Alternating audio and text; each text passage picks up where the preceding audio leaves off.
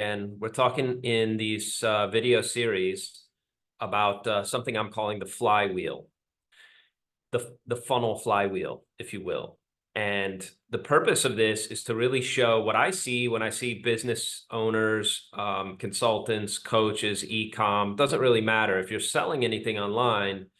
The challenge of getting the structure and the psychology and the various pieces of your offer, your funnel correct, so that we know what we're showing prospects on the front end. We know what we're showing them to get them in the front door. We know what that offer is going to be. And that offer is structured in such a way that it naturally leads them to not just accept that you have a higher price back end to sell them, but also that they want the higher price back end, right? After they've seen what you can do for them on the front end. The best ways to make that, to bridge that space from the front end to the back end, and all the various things that come after that, including multiple upsells.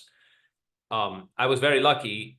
I work for a very big financial research company, a newsletter publisher, the biggest one in the world, as far as I know, and had a lot of success from 2018 to 2021, and took what I learned. I have my own business in health and medical info product that I put together for people with digestive illness.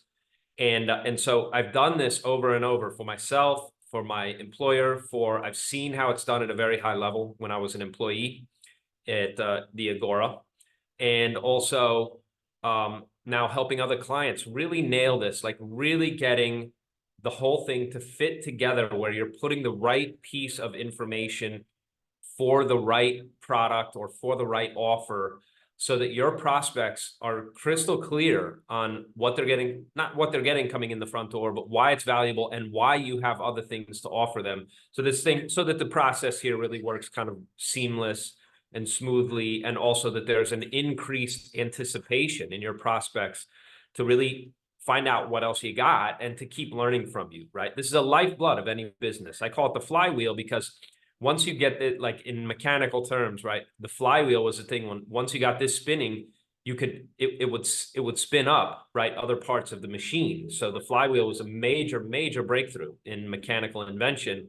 And just like in any, it's the same in your business. If you get the flywheel spinning inside your funnel, you can have tremendous results and you can scale this thing very quickly. So let's dive in. Today, I want to talk to you about in this video, something that I first heard this from James Altucher, who talked about idea sex. Now, during my time at the Agora, I actually stumbled on, I had no qualifications for getting hired there. And when I did get hired in 2018, they were very patient and allowed me to just sort of study and do whatever I wanted to do for almost 8 months before my real training began. So I kind of had carte blanche, along with a salary every month, to just go in and dig around and sort of learn about the business in whatever way I wanted. There wasn't even a lot of supervision. It was very hands-off. They're famous for that. Bill Bonner, the founder, is famous for his laissez-faire kind of hands-off way of allowing people that he's hired. And he's out of his own company now. He doesn't have anything to do with it, although he's still the owner. But as far as I know, but he never was involved in the day-to-day. He just sort of let the people he hired understand the problem and tackle it the best way they knew how. And so that's what I did for the first several months of my time at the Agora. And it was a tremendous way to learn. But then obviously I did get formal training while I was there. And they have a very elaborate way of getting people in on the front end. And because it's a huge company with multiple millions of dollars, making hundreds of millions of dollars in a good year in profit, that obviously they have very deep pockets. So they can go very deep into the red while they're acquiring customers, because they know, and they have the marketing machine and the copy and everything else to back it up, to monetize those people. They know what a new name is going to be worth, so that they can spend a certain amount. We would spend, I think, the marketing director, the marketing manager would, they told me, I heard numbers like $8, $9, $10 million a month in ad spend. I mean, name a company that's spending $10 million and more, right, on front end acquisition. And they didn't mind going into debt and going into the red on that, because they knew that they were going to make massive amounts of back end profit.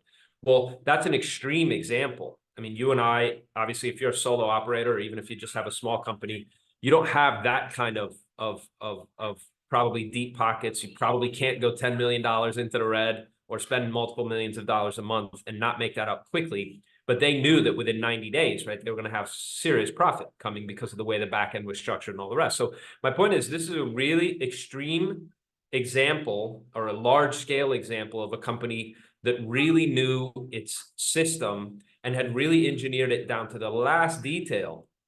And it's a massive operation to be able to parse out what you're offering on the front end, to know that the front end that person came in on, if they purchased a tech newsletter, for example, that they might be interested in these other things, and they would be run through a gauntlet of other possible offers that would also then monetize those names, even though these people never, ever considered that they were going to buy something else on the back end. When they first came in, they were so intrigued by what they were getting, what they were learning, what they were seeing, what they were discovering, right, that they went down this tremendous rabbit hole. And then when you put another offer in front of them, they were so happy with the first thing they bought. Now they're paying you they bought a $200 newsletter on the front end, and then we're delighted to pay you $2,000 to $5,000 for another bigger back end upsell, platinum membership, get everything we publish, $7,000 for lifetime, right? These kinds of offers would be put in front of them, and obviously it was hugely profitable. So the big boys know how to do this, and I got to see it at a really high level.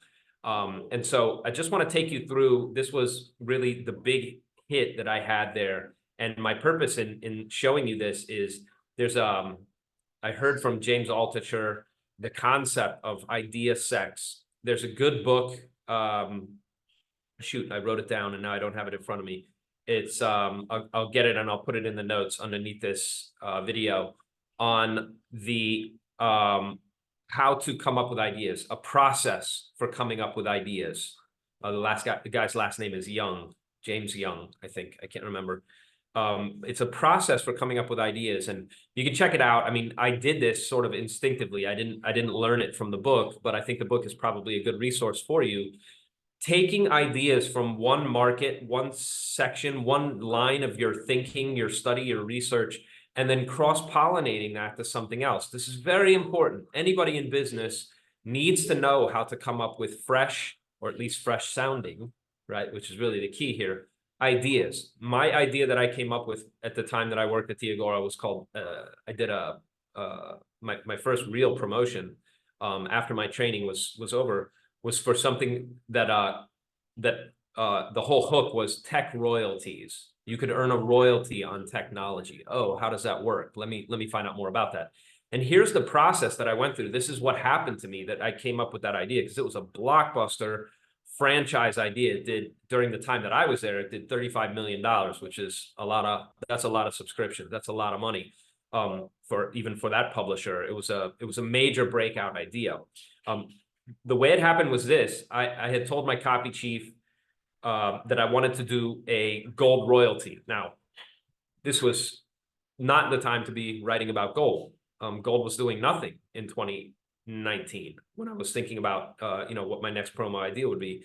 And we sat and talked about it, but I had already put some amount of effort in. I was interested in gold, right? I was so green. I had no idea what I was doing really. So I just picked something and said, well, let's talk about gold. Let's talk about why gold royalty companies are better than buying gold stocks, and why you what the benefit is. I've seen lots of promotions like this, so there was nothing original about the idea of a gold royalty promo and promoting. And one of our newsletter gurus did have some gold royalty companies in his picks, and so that was the depth of my thinking. Okay, and then the assignment came from my copy chief. No, you're not allowed to do gold royalty because it'll flop, by the way. If you do it right now, the market doesn't care about gold right now. I want you to write about income producing cryptos. Okay, and so I had been studying gold royalties, and then in my research, at some point, I came across a website. I actually know this guy. I didn't realize it at the time, but he's an associate, a colleague, whom I've since subsequently met and been acquainted with. Who created a thing called the Royalty Exchange. And really what he's doing is he's created an exchange where people can buy and sell music royalties, I guess, well, various other things, but like the rights to Happy Birthday, right? If Happy Birthday gets used in a movie, for example, they have to pay a royalty for using that song. And a lot of songs are like this. Like if you have a video that you post online and you use I don't know, like Madonna's song is in there or something like that, technically, legally, right, you owe a royalty for using that music to sort of as a soundtrack for your video. And so these assets produce income. This guy created an exchange for it. And I looked at that and I looked at cryptos and I thought about gold royalties and the way gold royalty companies, and somewhere out of nowhere, somewhere out of my subconscious, I must have come into the office one day and I thought, well, let's just call them tech royalties. It wasn't like I got hit by lightning and I thought, that's it. This is the thing that's going to make us 35 or 40, millions and millions of dollars in the years ahead. It was more of a process of pollinating, doing some research, looking, thinking, and then setting it aside, and then realizing, like, wait a second, what if we just took this idea from over here and married it to this thing over here? And the rest, as I say, is history. It ran, I'm going to show you this is I have to pause the video here and start the, can I do this? No. I'm going to pause the video and show you.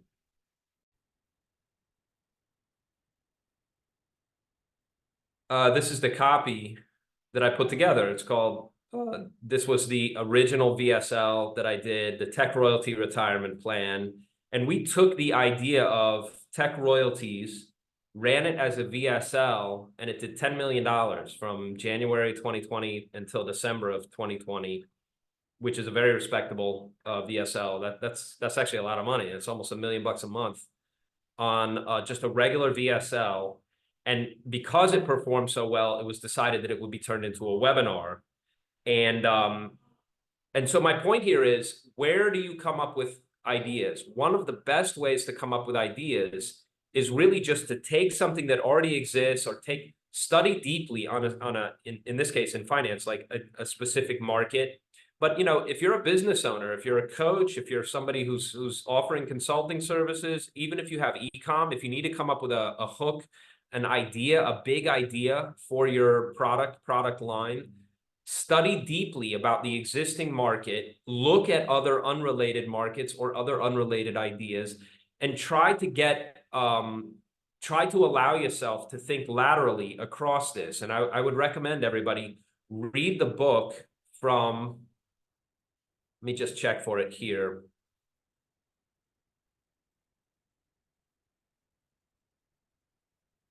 I know I put it in my wish list recently.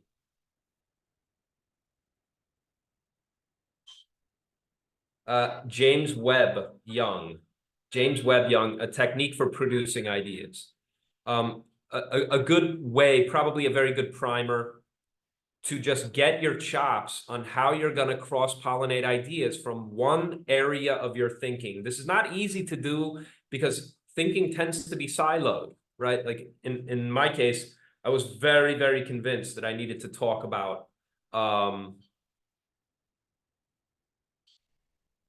I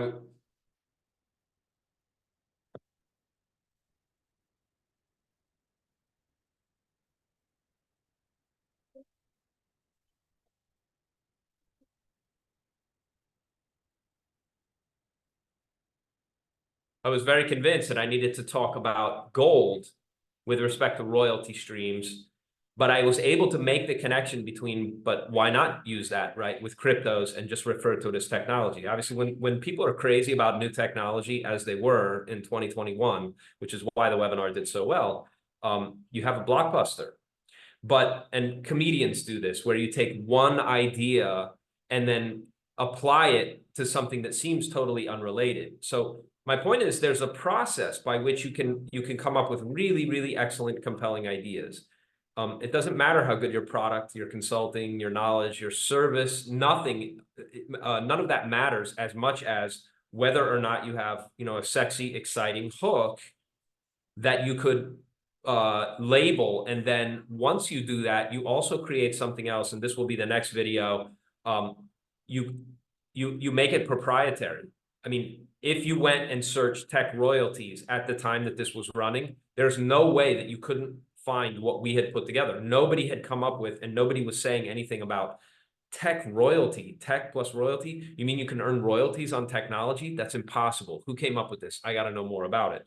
And that really was the response from the market. And so hopefully that's helpful for you. If you want my help in this process, this is something also that I do for clients. This is something that I try to share with business people in these free videos, right? You're welcome to check out the other stuff that I put into the playlist there on the flywheel.